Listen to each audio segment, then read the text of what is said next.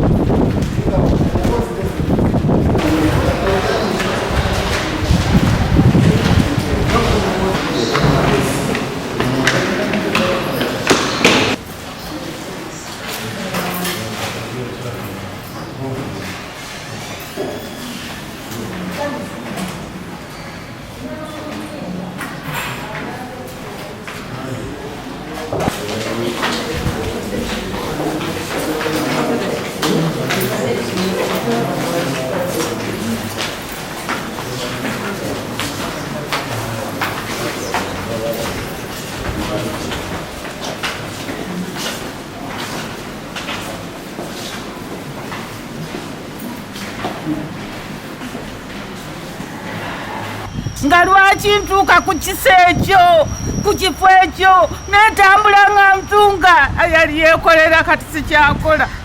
Bannange nnumwa nali nezimbidde amayumba gegampa ebyokulya n'ebyokunywa nga sisabiriza naye kati nsabiriza ne bakuvuma n'okuvuma tukoye okutusabiriza. Nga lwaki ntuukibwa banjagala bankuba amasasi nfwevwe ku nsi, njagala bankuba amasasi nfwe oba bampa obutwa bampe njula okwewa obutwa, kubanga okwewa obutwa nja kubwewa lwa nsonga sirina mwana nsijanjaba sirina buli kimu naye kati ng'akaaba watu ng'afa lwaki ebintu ebyo binnuma. Ettaka kyagula ku lyakabaka nga lituwatuwa obusuulu naye sikyabulina nakati ndi bubi nakati naye bagenda mu fayiro bamanya erinnya lya Hadija Natungwe era mwendi naye nze ndi bubi bamaama kyekyo kyekinkaabya sirina bwenkanya ne bwendwala sirina nzijanjaba.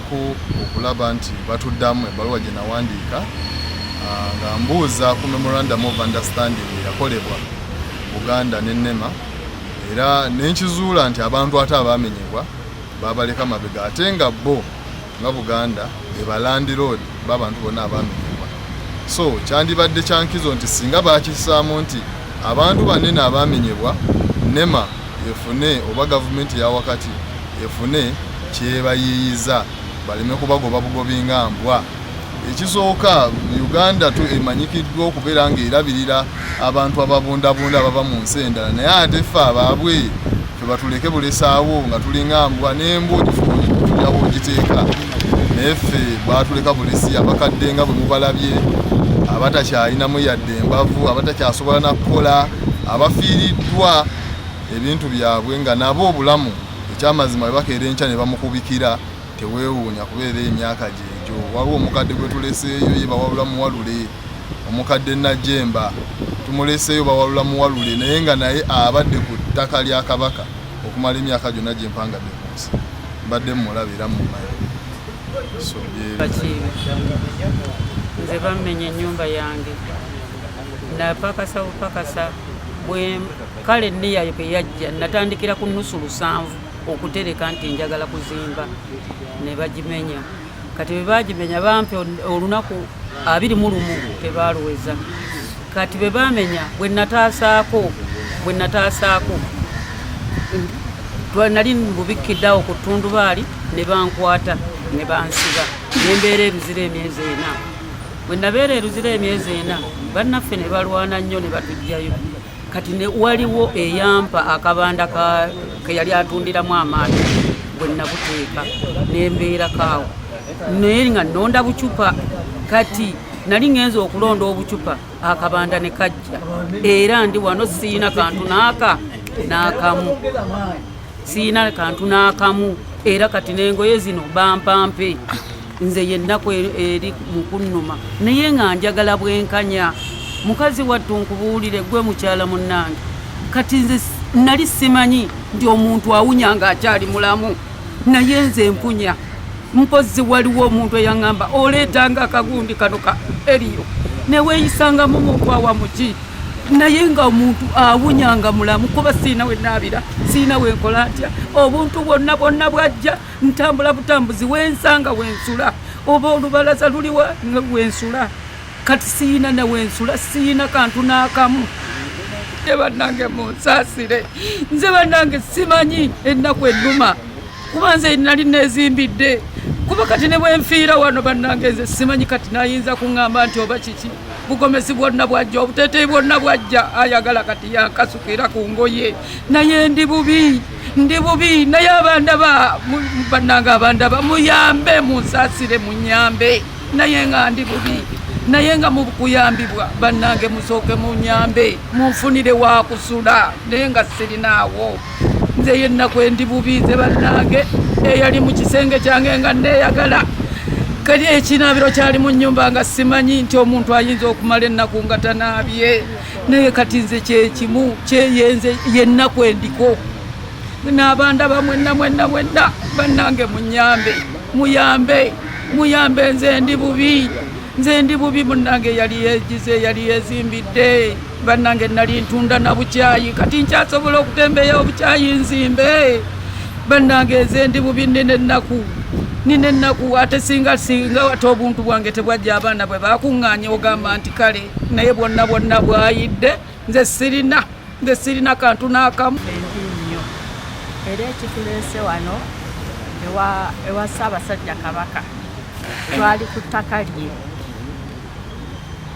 Twajjawo twaseegawo n'omwami wange mu 92. Kati tuseegawo n'omwami wange mu 92 yafa oba 2018 nensigalawo nzekka. Naye nga emabegaawo Katikkiro yajja n'atukubiriza tutereeze ettaka lyaffe, era kye twakola ne tugenda mu Nakkuule ne tutereeza era bino ebipapula. Ne wabeerawo omukyala omu era abalala bali wano, mukyala Nankya, ne bajja ne bapima ettaka lyaffe nga ndi bwomu olwo nsigadde nzekka. Ne tandika okutereeza ne tuzimbawo amayumba g'abapangisa. Ne twalabiraawo kuba sitole nene nnyo sikyagisobola. Ne twalabiraawo nga nnemeze tevangayo n'olunaku n'olumu nti nno bannange wano we muli wakyamu. Ne Ssaabasajja Kabaka tatumangako ku bantu be nti we tuli wakyamu era tetumuwulizanga nako paka n'olwaleero. Kakati kyetuvudde tujja wano twekubire tuwulire ku ddoboozi lye, tusaba tuwulire ku ddoboozi lye. Oba batugamba tutereeze obutuuze bwaffe nga tuli mu kifo kikyamu oba nga tuli mu kifo kituufu tetumanyi. Kati tubadde twagala tumanyi oba nga tuli mu kifo kikyamu oba tuli mu kifo kituufu. Lwaki baatumenya ne batumenyera amayumba nga tebatuwooniize? Tetwalabako ku muntu yajja nti bannange nga ye Ssaabasajja Kabaka bwe yatuba abantu be nti mugende mugambe abantu bange abali awo mu Lubigi, bonna si mu Lubigi, batereeze eki obutuuze bwabwe. Naye abannema tetwabalabako, twabalabako olwo lwe bajja nga bamenya. Y'ensonga etuleese wano, twagala Ssaabasajja Kabaka aveemu ku ddoboozi tumuwulireko, naye yatulekerera tetumanyi kiki. Tusaba ajja atubuuliremu oba atutumira omuntu yenna nga bwe baatutumira abajja okutusaveyalinga. Landlord wange bwe buno suula ekibanja kya omugenzi Muzeeyi Sserunjogi kwempangalira kwembadde, naye ekyennaku nafuna ekyekango kinene nnyo. Nali ndundirako ebintu byange kibanja ekyo. Zaali ssaawa 5 za kumakya, natuukibwako nemenyerwa ennyumba yange n'ebintu byange byonna ne babisaanyaawo. Naye ekindeese wano olwaleero mu Bulange Mengo, nzize ku landlord wange nannyini ttaka lye nali nzimbyeko, kubanga bukya bamenyera ennyumba. Nkimanyi nti landlord wange ye Ssaabasajja Kabaka. Katikkiro siwulizangako ddoboozi lye ng'agamba nti bannange abantu abo bantu baffe, lwaki mwabamenya oba atuddukirira atutuuke tulabe tutegeere ku kiva mu ndowooza ye nti abannange nange banyigiriza abantu bange, naye nzize mbalabeko mbasaasire ku kyabatuusibwako. Katikkiro simulabangako, siwulizangako ddoboozi lye nendowooza nti oba ku ttaka lye ndiko lye lyali likyamu sirirye ne busuulu yali tetuukayo. Konze kaneetuukireko leero ewa Katikkiro ndabe ddala we nali nze mukyamu oba Katikkiro naye ayina engeri gye yanyigirizibwamu kwe kutuuka wano bakama bange. Naye amazima gali nti bandya z'amaanya oba nsuubira kulibwa z'amaanya, banga sikyalina bwenzira ewange ewaffe egyenva mu kyalo natundayo nenzija nengula ettaka lyange. Maze ogula ettaka lyange ne bajja ne balingobako. Kati siina gye nziza baana, siina gye nteeka baana, siina nekyalo kye nandibadde nziramu nakyo tekiriyo. Mukama wange nafuna omuzira kisa n'atukuŋŋaanya n'atugamba bannange mukakkane emitima, tujja kulaba nga tuwangula embeera gye ntambulirako n'obulamu bwe ntambulirako ku ssaawa zino. Naye ekituufu sikiina, mbadde nkisuubira leero okusinkana Katikkiro. Katikkiro sisobodde kumufuna, kyannaku nnyo ng'era ngenda kuddayo nga ndi munaku empitirivu mpaka lwe ndimulaba nga atuyise oba atukomyewo ne tugamba katuddeyo tulabe Katikkiro nti aki ekyatugamba. Erinnya? Amannya agange nze Julius Nyakawuma, nsangibwa Ganda na Ssere.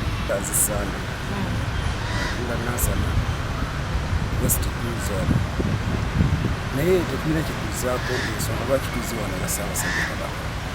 Embeera etuyinza emyaka 2 kukyanga batumenyera amayumba, tusula wabweru tubonaabona ne gye bagabidde emmere eyabamenyeddwa amayumba ffe tetwafunayo wadde nusu 5. Netulabika nga ffe twabuulirwa bwe kugiwa mukama waffe Ssaabasajja Kabaka twekubira omulanga tulabe nga naffe tusobola okuyambibwa. Abantu abasukka 3 kubundabunda tetulina we tubeera, tetulina we tusula, n'abaana baffe tebasoma. Kituufu mukama waffe tusaba atuddiremu nga Ssaabasajja Kabaka ffe abadde bawa obusuulu nga tutudde ku ttaka lye okutugobaganya nga abagobaganya ebiyenje. Tulaba nga eddoboozi lyaffe libadde terinatuuka wa mukama waffe bwe kujja wano twesikule okujja ewaka. Tuze nga tusaba kuyambibwa ko eddoboozi lya Ssaabasajja Kabaka. Tuli bantu bo twagala kutuyamba. Katikkiro aveeyo tuwulire ku ddoboozi lye, tukabire wamu omulanga guno kubanga ddala naye gumukwatako. ffe abaali bawa obusuulu kati tukyabuwa tuli mu bbanga naye tetwabutwalanga wa Museveni twabuleetanga Mmengo gye tuzukkaabira amaziga naye atwanukule okuddiza guba mwoyo ne bw'anaatuddiza eddoboozi tujja kubeera bakakkamu nti tuli bantu baatuwuliriza era atumanyi gye tuli. Nze Mulinda Enoch era nga nze nkulembedde abantu bano abamenyebwa amayumba mu Nansa na Westway Zone na Bweru South Cell 1 ne 2 ne Ganda Kawuwa oba Nasero. Abantu bano n'akajaana eno ebulange kundi gwa kusatu nga ngezaako okutuusa nsonga z'abatuuze abamenyebwa naddala abo abaali bawa obusuulu naye nga bonna baali batukuvu okutuuza Richard Dondo gye tumanyi nti yakabaka yakivunaanyizibwako. Obundi ogwasooka twagenda ow'ekitiibwa David Mpanga era tulina bye twayogerako then ogwokubiri tulabanga NEMA naye ekutte ekkubo nejja wano ne basayininga memorandum of understanding ne NEMA obwakabaka nenzija ne mbaanuka ne mbagamba zitegedde kikigenda mu maaso abantu baffe babamenya ate tulaba babamenya mwekulubeesa n'abatya kwerandirwa ne bampa memorandum of understanding nayisaamu amaaso nentegeera nti buli kisa alina ettaka mu Buganda eyo kirabika yasiridde dda nti bwe nakitaputa nenze kye nategeera ekirala nti abantu baffe bano eno baggalirwa bweru kubanga memorandum of understanding temwalimu nti singa tusanga abantu bano eno nga bali mu bifo bino eno tujja bakolanga bwe tuti nti okubajjawo tujja bakolanga bwe tuti bo bagamba bagenda okukuuma kuba kungi naye singa kyalimu nti abamenyebwa n'abali babamenyebwa nga basangiddwawo tubawayo ka compensation.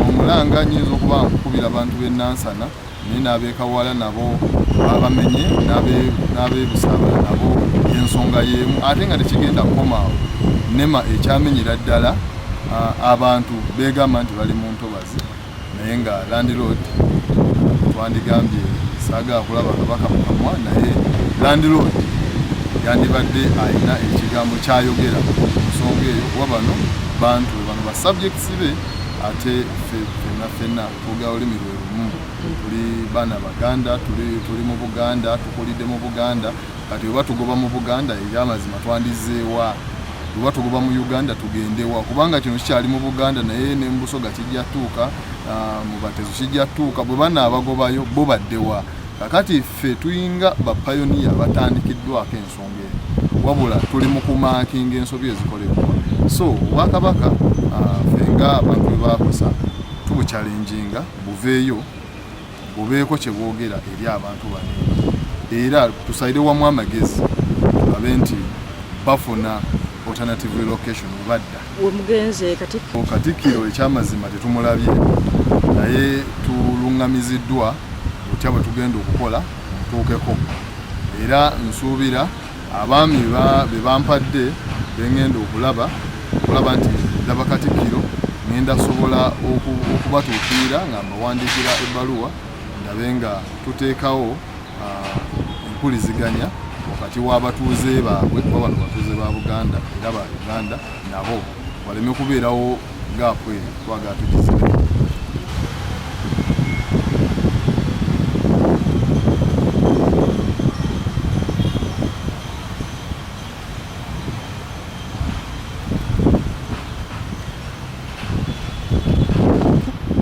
Abasajja abo bajja ne batumenya amanya nsooka eki tandika genda mu maaso abasajja bajja ne batumenya bwe batumenya ne bagamba nti bafunye ekiragiro okuva from above kino kikikkiriza ne bajja ne batusiba eruzira okumala ebbanga nti twazza emisango twali ebintu byaffe byonna ne byabadistroyinga byonna naye ate bwe babawandiikira nga bababuuza bwe bibanga ebifo byaffe nga Kankwasi yakyogera mu mawulire n'akyogera mu nsi yonna bakiwulira tuyinza kukolerawo ki mu bifo byaffe ebyo kubanga oba olaba tusobola okwekwata oba olaba ne twewola ne tuba nga kifo kyaffe tukikulaakulanya kubanga baali tebagalako mayumba yes naye ate ekifo kisagala kyaffe kati ekifo kyaffe tukikozesa ki bwe tubabuuza tulina kukolera kyawo naye ng'ate abantu abalala olwedde babawo obuyinza ne bazimbamu amayumba ne bakolamu bye baagala kiki ogambye amanya go amanya gange nze saala kutemeka na Charles Kanda owulidde tweredde eddala ebiri ku kyanema emenya amayumba gaffe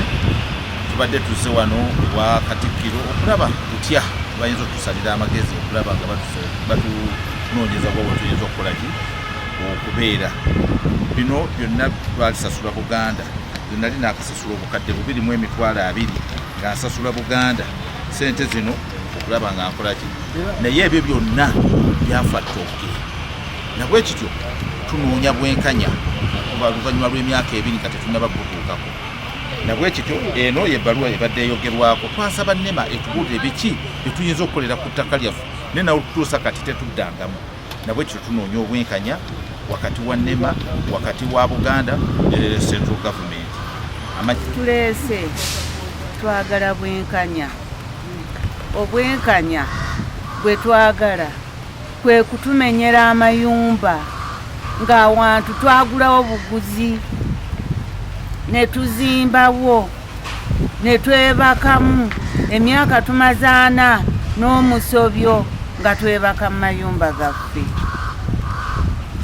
naye ne batumenya nga tebatuwadde nayo wadde emitwalo emiliyoni 10 ti oba ziizino tuli kuki.